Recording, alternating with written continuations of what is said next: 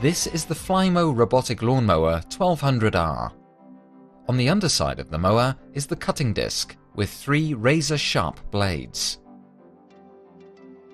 On the back is the main switch. The mower has a large stop switch that also opens the hatch.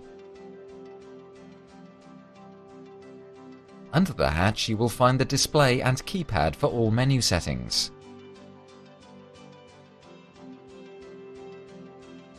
There is also a knob for adjusting the mowing height between 2 and 5 centimeters. In this window you can view the current mowing height setting.